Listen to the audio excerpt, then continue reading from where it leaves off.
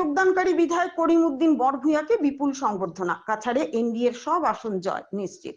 কুম্ভীগ্রাম বিমানবন্দর থেকে সরাসরি জেলা কার্যালয়ে প্রথম উপস্থিতি দিয়ে নেতা কর্মীদের সঙ্গে সাংগঠনিক পরিচিতি করেন করিমউদ্দিন। অসমিয়া ফুলন গামছা ও ফুলের তোড়ায় ভাসেন সংবর্ধনা।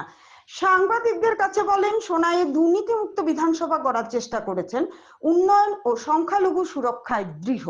কাছাড়ের সকল আসনে এনডিএ জয় নিশ্চিত, বিরোধীরা লড়াই করতে পারবে না। উপস্থিত ছিলেন জেলা সভাপতি নজমুল হক মজুমদার, কার্যকরী সভাপতি মনিতন সিংহ, সম্পাদক সুজিত শর্মা ও মমিনুল হক লস্কর, যুব পরিষদের কেন্দ্রীয় কমিটির সম্পাদক নেকবুব হোসেন লস্কর, জেলা সভাপতি রূপম মদক সহ নেতৃবৃন্দ, সারিকা আজমি বরভূয়া, রিয়াজুল হক বরভূয়া সহ আরো অন্যান্যরা।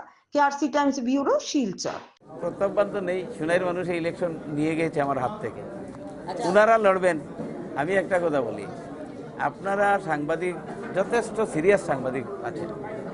স্বাধীন ভারতে কোনো জনপ্রতিনিধির পাবলিকের সঙ্গে গুলাগুলি, মারপিট, পাবলিক একদম মেরে মেরে পায়খানা প্রস্রাব করিয়ে পেন্টে কোনোদিন কোনো জনপ্রতিনিধিকে শেষ দিনে বিদায় দিয়েছিলেন নাকি?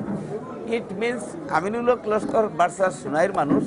এটা তো আমার মুখের কথা না, এটা তো লাইভ আপনাদের টিভি থেকে আমি দেখেছি যে গণদুলাই দিয়ে মেয়েদের পেটিকুট পরিয়ে ওনাকে গত ইলেকশনের দিন বিদায় দিয়েছিলেন।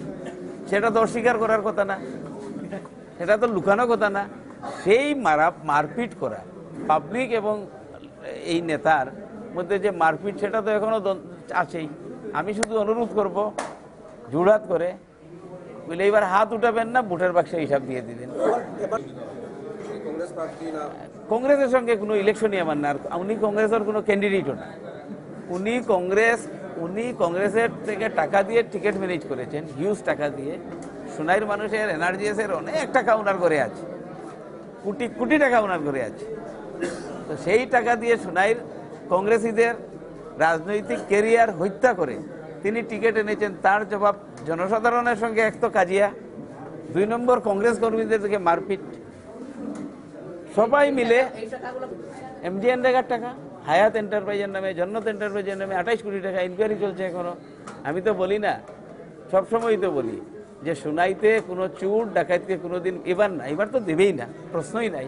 আগামী দিনেও আমি রাজনীতিতে থাকি না থাকি, এই ধরনের কোনো চুর ডাকাতকে জীবনেও ভোট দিবেন না সোনাইয়ের মানুষকে। আমি জোড়হাত করি, 100 বছর আমি কিচ্ছু করিনি, আমি কিচ্ছু করিনি। তো ঠিক কথা, তো মাত্র 1200 কোটি টাকার কাজ করেছি। আর আমি চ্যালেঞ্জ করে বলছি, মরহুম মইনুল হক চৌধুরীর পরে সোনাইতে নট অনলি আমিনুল হক লস্কর, যতজন এমএলএ ছিলেন, যা এমএলএ ছিলেন এক্সেপ্ট মইনুল হক চৌধুরী, সবাই মিলে সারা সর্বকালের সব এমএলএ যদি যোগ করি 1200 কোটি টাকা হবে না। আমি আপনাদেরকে লিস্ট দিয়ে দিই, এটা কাজ না। আসলে আমিনুল হক সাহেবের কাজ কি জানেন? এনআরজিএস এর সিসি ব্লকের রাস্তা হলে বলে ভারতের সবচেয়ে বড় ডেভেলপমেন্ট হয়েছে, কারণ এটা থেকে টাকা উঠে না ঘরে নেওয়া যায়। এনআরজিএস এর রাস্তার সাইনবোর্ডের টাকা নেওয়া যায়, রাস্তার টাকা উঠিয়ে নেওয়া যায়। এগুলা ডেভেলপমেন্ট, এগুলো না। ডেভেলপমেন্টের পরিভাষা আপনাদেরকে বদলে দিয়েছেন সোনাইতে গত 16 থেকে 21। আপনারাও কোয়েশ্চন এইভাবে করেন। ডেভেলপমেন্ট কি হলো জানেন? সোনাইতে 540 কোটি টাকা